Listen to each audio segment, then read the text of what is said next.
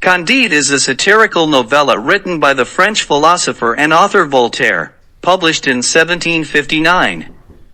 This philosophical tale follows the adventures of a young man named Candide as he traverses the world, encountering a series of misfortunes and absurdities that prompt him to question the optimistic philosophy of his mentor, Pangloss. Through Candide's journey, Voltaire explores themes such as the nature of good and evil, the problem of suffering, and the folly of blind optimism. Introduction to Candide and Pangloss. The story begins with Candide, a young man living in the castle of the wealthy Baron Thundertentronckh in the Westphalian region of Germany. Candide is raised with the philosophy of optimism by his tutor, Pangloss, who preaches that this is the best of all possible worlds. Pangloss's relentless optimism becomes a recurring theme throughout the novella.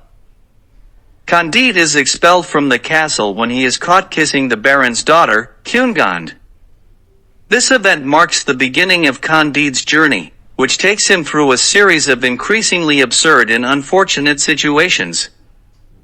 Candide's travels begin, Lisbon and the earthquake.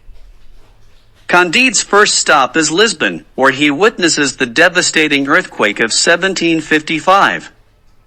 The catastrophe challenges Pangloss's optimistic philosophy, as it seems incongruent with the notion of living in the best of all possible worlds.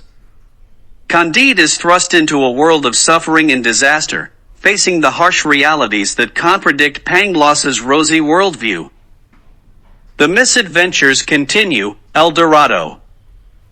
Candide's journey takes him to various locations, each marked by its own form of absurdity and tragedy.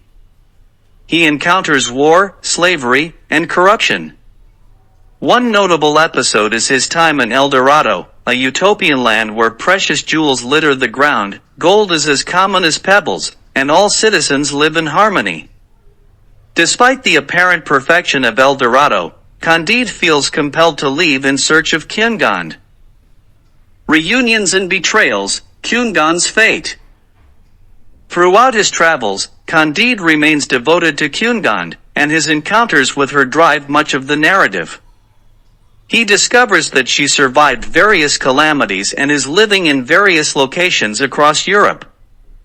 Candide's determination to reunite with Cunegond keeps him moving forward, providing a sense of purpose in the midst of chaos.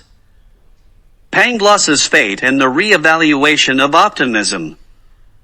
As Candide navigates the world, he repeatedly encounters Pangloss, who miraculously survives various calamities, albeit in increasingly dire conditions.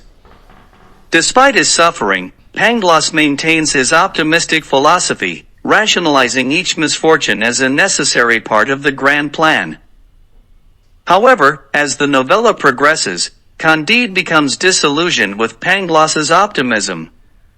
The philosopher's enduring belief in the goodness of the world seems increasingly absurd given the overwhelming evidence of human suffering and cruelty. Candide's experiences force him to question Pangloss's teachings and confront the harsh realities of existence. Candide's final revelation: we must cultivate our garden. In the culmination of his journey, Candide and his companions arrive in Turkey. There, he encounters a man who preaches a simple and practical philosophy: we must cultivate our garden. This statement encapsulates a departure from grand philosophical abstractions and an embrace of the practical, meaningful actions one can take in the face of the world's complexities. This final revelation represents a shift in Candide's perspective. Rather than being preoccupied with grand metaphysical questions and unattainable ideals, Candide embraces a pragmatic approach to life.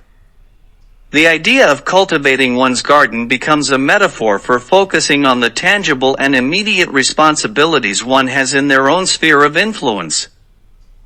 Conclusion: Voltaire's satirical message. Candide is a brilliant and biting satire that critiques the prevailing optimism of the Enlightenment era.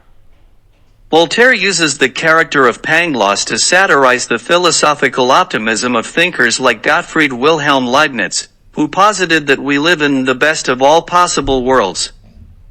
Through Candide's journey, Voltaire dismantles this optimistic philosophy, exposing its inadequacy in the face of real-world suffering, injustice, and absurdity.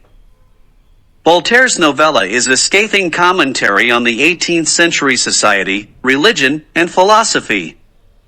The episodic nature of Candide's travels allows Voltaire to explore a wide range of issues, from the hypocrisy of religious institutions to the brutality of war and the folly of blind optimism.